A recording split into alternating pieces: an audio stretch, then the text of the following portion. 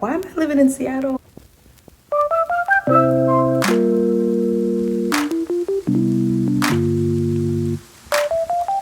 So I'm in a lounge area of my apartment and I'm gonna try to get some editing done. This is one of two lounges that we have in the building. They're both on either side of the 4th floor. So it's just a little small lounge area. This is the front door. So I was gonna try to do some editing up here. I don't know if there is Wi-Fi in the whole building. I also bought my Nintendo up in case I wanted to take a break. So, like, this is the attachment that I got. It just like creates a USB hole on the side. I use an ergonomic mouse. You have to try. So for some reason, my iMovie won't download on my computer or update on my computer for me to use because I have to do a system update. So this is gonna take about 16 minutes to do a system update. So I don't know. I think that's why I bought my Switch up here, so that I'll have something to do.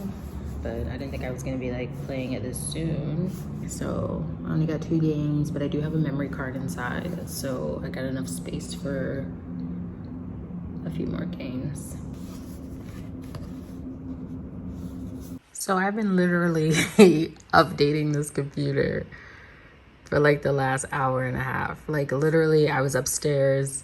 The plan was to do some editing, but I didn't get to do that because I've been updating the computer the whole time. I never understand how this makes sense to have like the Chic Fil A employees standing outside taking the orders versus the drive-through machine thing. But like, I guess it makes it more efficient for them. What can I get started for you today? Can I do the number 5? Yeah, do you want that as the meal or just the entree? I want to do it as the meal, but can you substitute it for the gluten-free bun if you guys have those?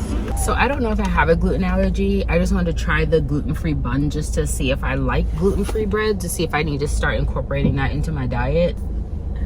I just can't eliminate things that I like. Like, it's just so annoying, like, to have to, like, get rid of, like, everything you like and change it for something else. Like, it's just, it's like, what is life if I can't enjoy my food? Like, what the, like, I would be so fucking depressed if I can't eat anything that I enjoyed. Like, what would be the purpose of life? Like, what would be the purpose of my life?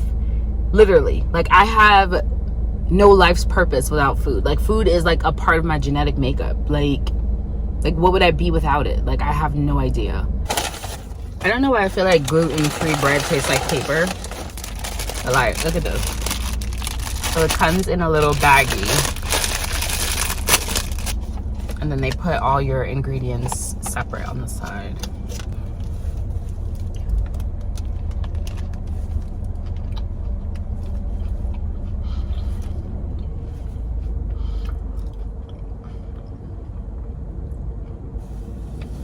I don't know what this tastes like, but I'm gonna take the bottom off. This is not good. It tastes like seeds or something. Like, not seeds, but like a bunch of small pieces of grain. Like,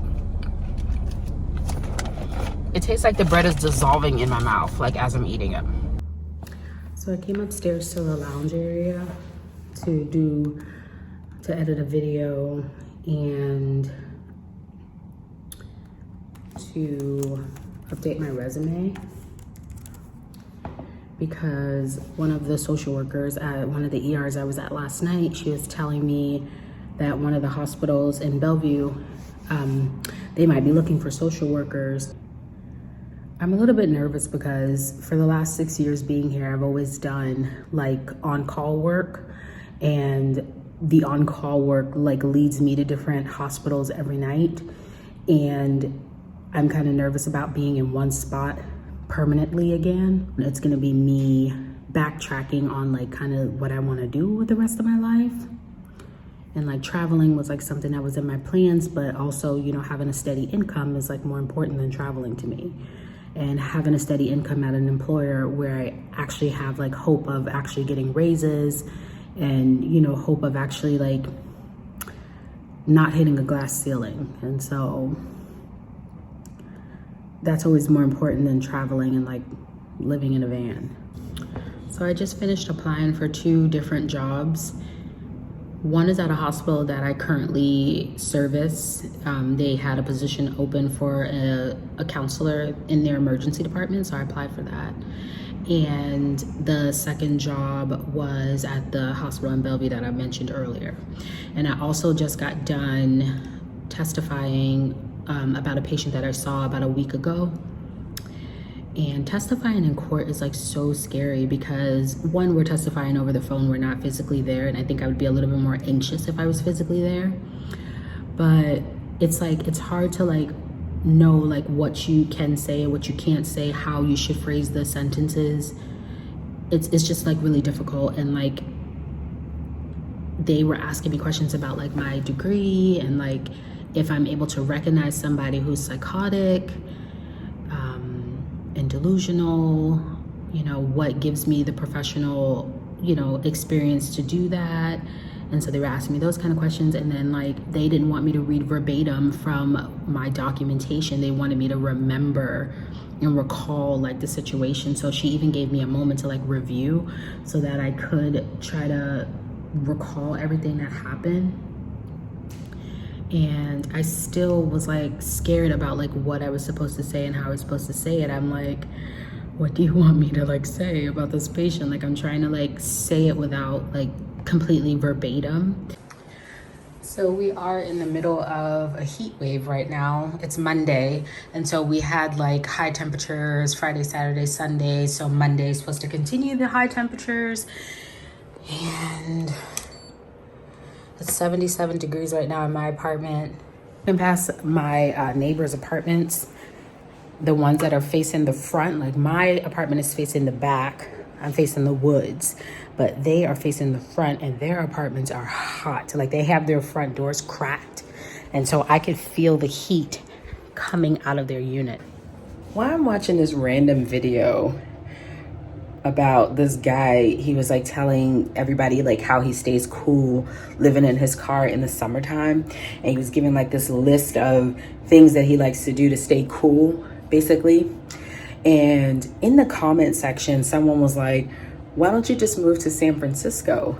And then I saw somebody's comment under that comment and they're like, yeah, San Francisco has like the best summers. So why go to the weather app, look up San Francisco? It's freaking 60 degrees in San Francisco while it's 103 degrees here in Seattle. How?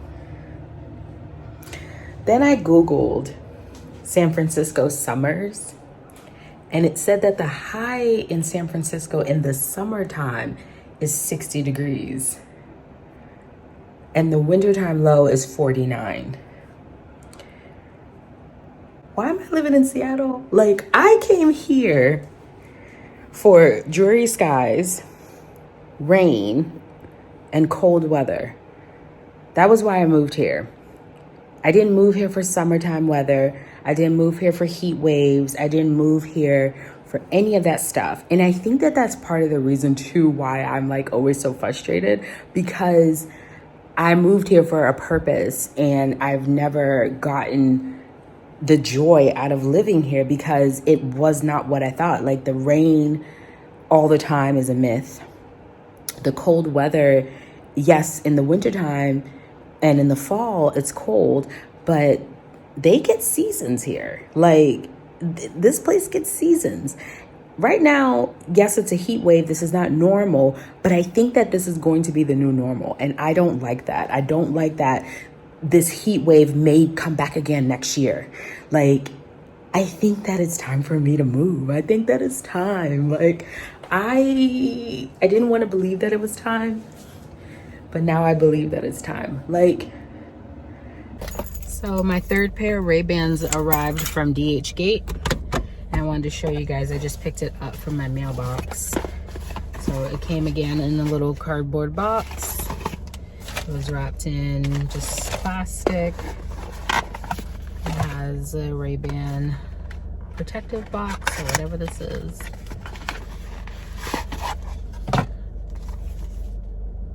It does have that.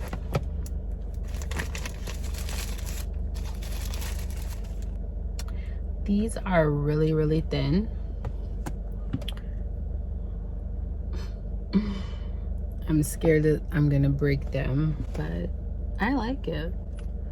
Like, this is a vibe for me. Like, I'm not a viber, but I think this is a vibe. When the fourth pair comes, I will show you guys those.